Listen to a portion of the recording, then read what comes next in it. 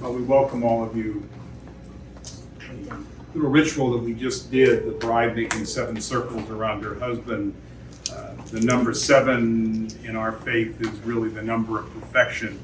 Beyond that, there must be 1,000 explanations why we do it.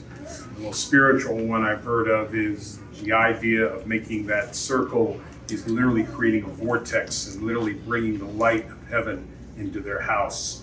The modern interpretation I like is the idea that the bride is now marking her territory and telling every single woman out there, hands off, he's mine now.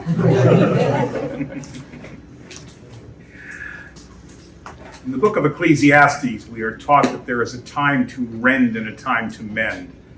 There is a time to scatter stones, a time to gather stones, a time to wail and a time to dance. Now, when we're sad in our tradition, we tear our garments. We say that someone we love has been torn away from us and our hearts are now exposed to the world. But that passage in Ecclesiastes says that there is a time to rend, but there is a time to mend. There is a time to sew up. There is a time to be happy. Modernly, the rabbis interpret that passage not to simply sew up a garment that's torn, but in fact to make new garments. And if kiryat, if tearing is the ultimate act of sadness in our tradition, then this kiddushin is the ultimate act of happiness in our tradition. And so the rabbis interpret that passage now to mean not only new garments, but in fact to make wedding garments. This is such a holy and sacred occasion. We don't even have a word in Hebrew actually for wedding. We say this is kiddushin. This is making holy and sacred your coming together. And the reasons that the rabbis call this a sacred occasion is what the two of you are really doing here tonight, is chasing away sin.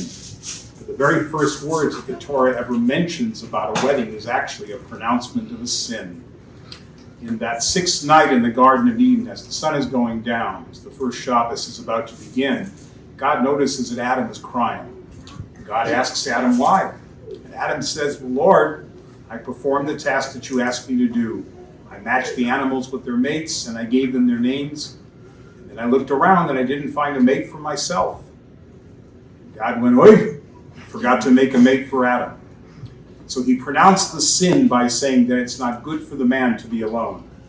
So I will make him a helper corresponding to him. And God cast a deep sleep on the man, and the man slept. And God took flesh from his side and filled that in its place, and with that flesh he fashioned the woman. And then God brought the woman to the man. And the man said, this time, she is bone of my bone and flesh of my flesh. She is to be called Isha. She is to be called woman, for from Ish, from man was she taken. Therefore, a man shall leave his father and his mother and cling to his wife. And that's the operative word, Eitan, cling to his wife. And together they shall become of one flesh. Baruchim chabayim b'shem Adonai. May those who enter be blessed in the name of Adonai. Yeruch lochem mibeis Adonai. We bless you from this house of Adonai. And mi'adir al hakol, mi'baruch al hakol, mi'gadol al hakol, u'yivarech hechatan v'chakalah. And may the one who is supreme in power, blessing, and glory bless this chatan, this groom, and this kala, this bride. Ribbono shel olam, creator of all, bless these your children who stand here better prepared to love you because of their love for each other. Encourage them to find happiness and fulfillment together. May they establish a happy home where your presence will be found through the study of Torah, the keeping of mitzvot, and the performance of ma'asim tovim, of good deeds of loving kindness. And as we said, this is a sacred occasion, so we mark all of our sacred occasions in our tradition by a sip of wine. It's symbolic of the gifts that God gives to us. God's provided the grapes. All we had to do was squeeze it. The juice sits and it ferments, and it magically turns into wine. just as we believe the two of you are gifts to each other, and God is the one who has given you to each other. Baruch atah Adonai Eloheinu melech haolam, borei peri hagafen. Praise to Adonai our God, who rules the universe, who creates the fruit of the vine. Both take a nice sip.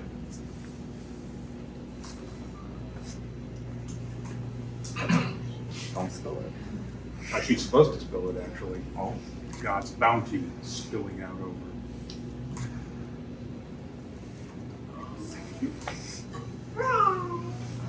Baruch atah Adonai Eloheinu melech haolam, asher kiddushanu v'litzosad v'tzivanu al aharot, v'asur lanu et harusot, v'hitur lanu ansuot, lanu yedei chuppah v'kiddushin. Baruch atah Adonai v'kadesh shamo Yisrael al yedei kiddushin. And praise to Adonai our God, who rules the universe, whose mitzvot add holiness to our lives, and whose will guides us even in the most intimate of our relationships. Praise to you, Adonai our God, who sanctifies the people of Israel with kiddushin, the sacred wedding traditions. Amen. And as you have now shared wine from a single cup, so may you share all things from this day on with love and understanding. May you find life's joys heightened, its bitterness sweetened, and each of its moments hallowed by true companionship. I wanted to ask you now, in the presence of all those who love you, Eitan, to Jessica to be your wife, to love, to honor, and cherish throughout life. If so, answer yes. You bet, yeah. You, Jessica, take Eitan to be your husband, to love, to honor, and cherish throughout life. If so, answer yes. Yes. Beautiful. We're over the hardest part. I always tell the couple, if you don't say yes, we're just going to stand here and look at each other for about a half hour. We got that part done. Well, you have said those vows, and now you will seal those vows by the placing of rings on each other's fingers. Modernly, we use rings. In the ancient world, it was coins. This is the only kind of legal part in a Jewish ceremony. Something of value has to exchange your hands, because that's your way of telling the world from this day on now that our marriage has value. It is actually worth something. Your jobs then for the remainder of your lives together is to grow the value of this marriage. And God willing, you'll do so in a number of ways. Your houses will get bigger, your careers will get bigger, your family will get a little bit bigger. Whatever it is, that will then allow you to be like God. We go back to that creation story. At the very end, it says that God rested on the seventh day. So the rabbis in the Talmud kind of have an argument about this, and they go, what do you mean rested on the seventh day? God is infinite. He's all powerful. It's not like he went, whew, that was hard work making a world. So what did he mean? And what they meant was that probably the idea of man being put in the Garden of Eden was God literally giving the universe a soul, giving it a purpose and a reason. And that is what you are now here together to do, to give the universe more of a purpose and a soul and a reason. Kind of look now just like you're holding hands with each other. God willing, many, many, many, many years from now, you'll think of this day and you'll take your hands, and this time you'll look at each other and go, ooh, look what we did. We made a world, and we added to the value of the world by all the people now that we will ever love and laugh with and argue with and teach and learn from and play and do all those things. And then you will know that the world is now a better place because the two of you came together than it ever was when you were separate people. Also, I like to say, pay attention to the cosmic factor of all this. 7 billion people on the planet. Somehow, the two of you found each other. Don't think for 1 minute that there has not been a hand that's been guiding you, because you could have said no when you said yes, you could have turned right when you turned left. Any number of things could have happened along the way, and yet here you are, literally coming together as one today. That's why the Torah is specific in that word cling. You are to now be so close and nothing can ever come between the two of you. You are then from this day forward, beshert. You are each other's intended for all eternity. And so now, Eitan, I'm going to ask you to place this ring on the finger of the one that you love. And as you place this ring on Jessica's finger, I'll ask you to repeat after me, first in Hebrew, Hare, Hare, At, At, Mikudeshet, Mikudeshet, Li, Li, B'Tavaat, B'Tavaat, Zo, Zo, Kidat, Kidat, Moshe, Moshe, V'Yisrael. V'Yisrael. In English, by this ring, By this ring, you are consecrated to me you are consecrated to me as my wife, as my wife, in keeping with the laws of Moses, in keeping with the laws of Moses the people of Israel. and the people of Israel. Amen. Piece of advice: don't be so hard on consecrating, because you'll learn eventually a very important concept in Judaism: shalom bayit, peace in the house, whatever she wants. And just learn to say I'm sorry and yes dear at least once every hour. You'll need it. Someone write that down. I'm going to ask you to do the same, Jessica. Place this ring on the finger of the one that you love. As you place this ring on Eitan's finger, I'll ask you to repeat after me, first in Hebrew: Ani, lidodi, vidodi, li. In English: I am my beloved's, I am my beloved, and my beloved is mine. and my beloved is mine. Amen. Okay. All right, take a deep breath and relax for a moment. Yeah, you're fine. You haven't been breathing since you've been up here.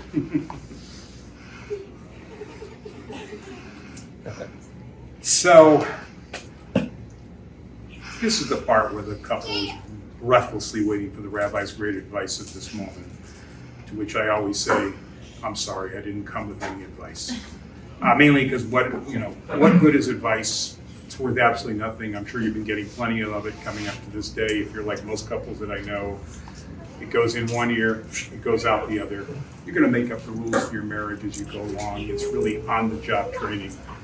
The Talmud also, which is my instructions for how to do the ceremony, says to the rabbi, don't talk for very long, because nobody's really interested in what I have to say at this moment. Your family and friends want to be with you, I promise, very, very soon. So the only thing I can give you is what I think is a quick little story. So at the age of 40, Abraham finally decides that Isaac needs to get married. And he tells his nephew, Eliezer, go find a wife for Isaac. Eliezer says, what am I looking for? Abraham says, don't worry, you'll know when you see her. He says, just do me one favor. Go to my hometown of Haran. So that's the first place Eliezer goes. He gets there about 4 o'clock in the afternoon. It's the time of the day when everybody's coming out of the houses to get water from the wells. All the women get the water. They run right back to their houses except for one person, and that's Rebecca. And he notices that Rebecca is stopping to give water to all of the bums that are kind of hanging out by the well and all of the camels that are there. And Eliezer says, if she could do this for camels and bums, imagine what she could do for somebody that he's actually in love with. So he finds her father, Laban. He buys her from Laban and takes her to meet Isaac. So the scene in the Torah is Isaac is in the field praying. There's Rebecca on a camel coming forward. Isaac sees her from a great distance and basically drops his siddur on the ground, probably looks up at the sky and says, I'll get back to you later. And the Torah is really specific that he is racing and screaming to get to her. Now she sees this wild man coming, and yet instead of like running away or whatever, she's like kicking the camel to get up there quickly. And they literally fly at each other in midair and grab each other, go right into Sarah's tent, and they are married. It says literally in the sight of God. But here's the interesting thing. She is completely veiled when he sees her for the first time. Not even like this. I mean, she is totally covered up except for her eyes. He has no idea what she looks like. And yet, without knowing anything about her, he falls madly in love with her, and she the same. It is sad that they were both empathetic to each other.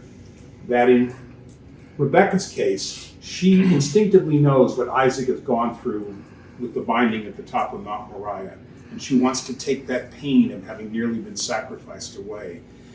And Isaac knows that this is a woman who is dedicated to literally saving the world, and he knows that the only way she can save the world is if she has a partner in all of this. And they literally find each other, and they are married. So if there's any advice that I can give you, if I'm allowed to even do that, it's just simply this.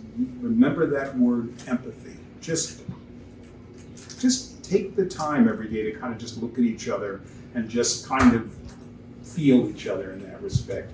Sit down at 4 o'clock in the afternoon like when she was getting water. Have a cup of coffee. Have a glass of wine. Don't say, how was your day? Look at each other and say, what did you do today? And talk about it. Some days it'll be the most inane conversation in the world, and some days it will be a magical conversation. And that is how you will be like this forever and ever. So now we begin to celebrate a little bit. We do so in our tradition by the chanting of 7 very old and very pretty blessings called Sheva Brachot, which simply means 7 blessings. 7, again, as I say, is our number of perfection. There are 7 days in the week, 7 days of equal creation. The temple was dedicated in a 7-day ceremony, and the Torah says that Jacob and Rachel celebrated their marriage to each other for 7 days. We're going to change just the tradition just a little bit. I am not going to chant them all and recite them all. I'm going to do the first 2, and then we have those in our group family that are going to come up and finish the job. Baruch atah Adonai Eloheinu melech haolam, borei pri hagafen. Praise to you, God, who brings forth fruit from the vine. Baruch atah Adonai Eloheinu melech haolam, shehakol v'lichvodo. Praise to you, God, who shapes the universe. All things created speak of your glory. Number 3. You're right. Okay. Hang on 1 second. I have some folks here that are... You got it? Okay. Good. That's all my big ones. I need to have some help here. Yeah, they're right Huh.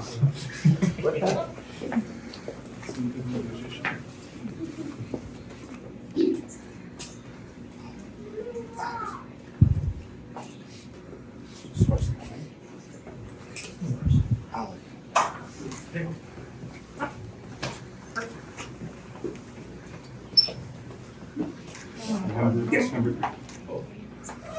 Praise are you, Holy One, who fashioned each person. Baruch atah Adonai Eloheinu melech haolam, yotzer hodam. Amen. Number 4.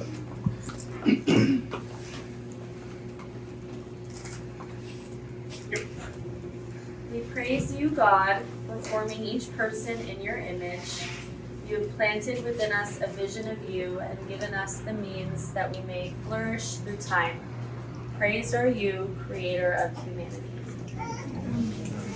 Baruch atah Adonai Eloheinu melech haolam, asher yetzan adam b'tzalmo b'tzal b'mukatav v'ito, v'hitilo memenu b'yad ad yad. Baruch atah Adonai yotzer hodam. Number 5.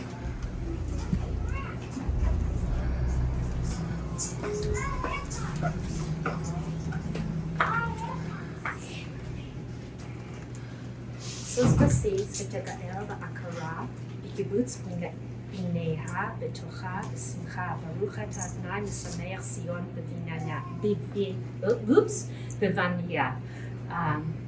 Amen. The Israel once bereft of her children, now delight as they gather together in joy. Praise to you, God, and let Zion rejoice with her children.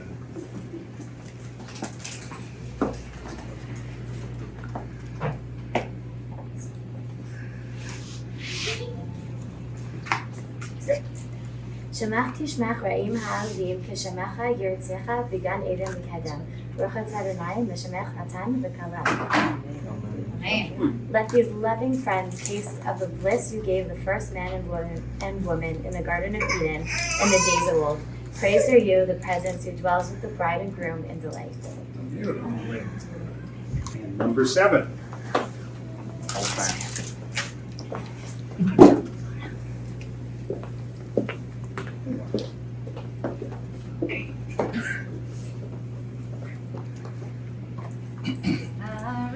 Adonai Eloheinu melech haolam, asher barasa sometzimcha chatan v'kala, asher barasa sometzimcha chatan v'kala, gila rina gitzal v'ledo, ava v'yachva v'shalom v'rayut.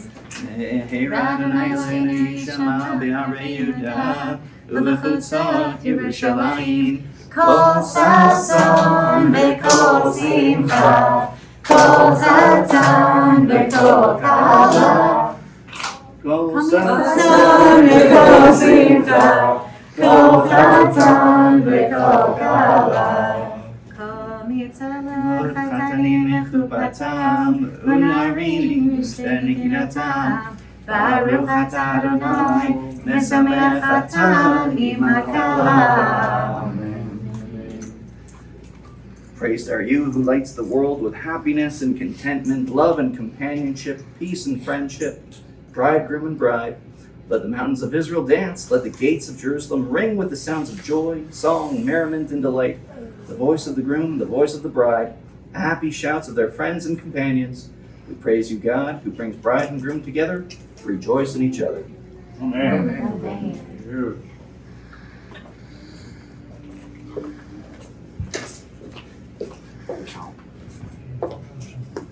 Nice big sip now.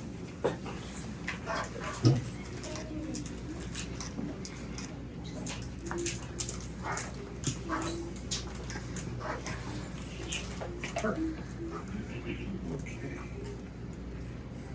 Okay.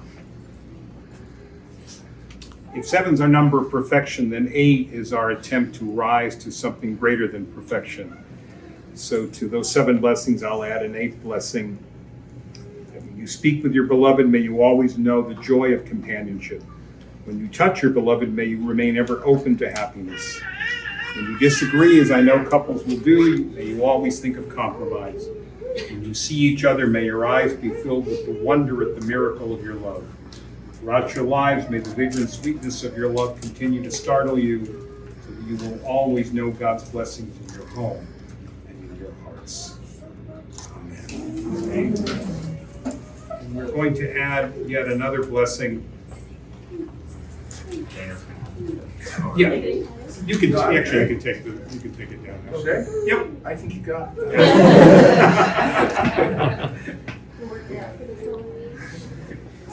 Go.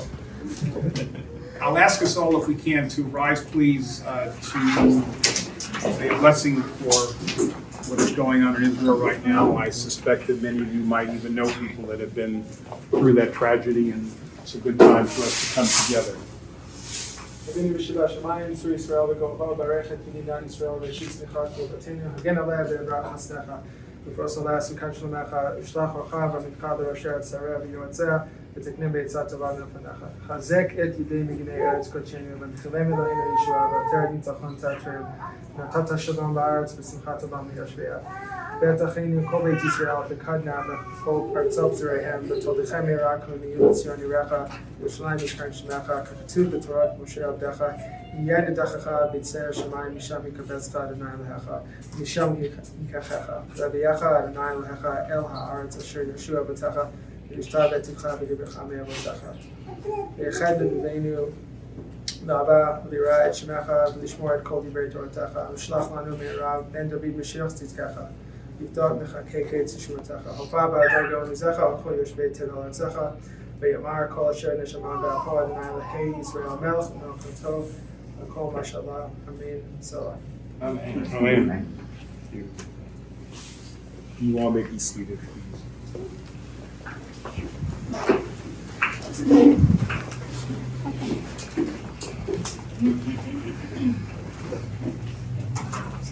Since you have both acted out of love and affection, acting in accordance with these rites and ceremonies instituted by our Holy Torah, and in accordance with the laws of the state of Nevada, it is my distinct honor and privilege to pronounce you, Eitan, and you, Jessica, man and woman. Now notice I didn't say husband and wife. One little teaching to go with that. The two words, Ish and Isha, share two common letters, and each has an extra letter.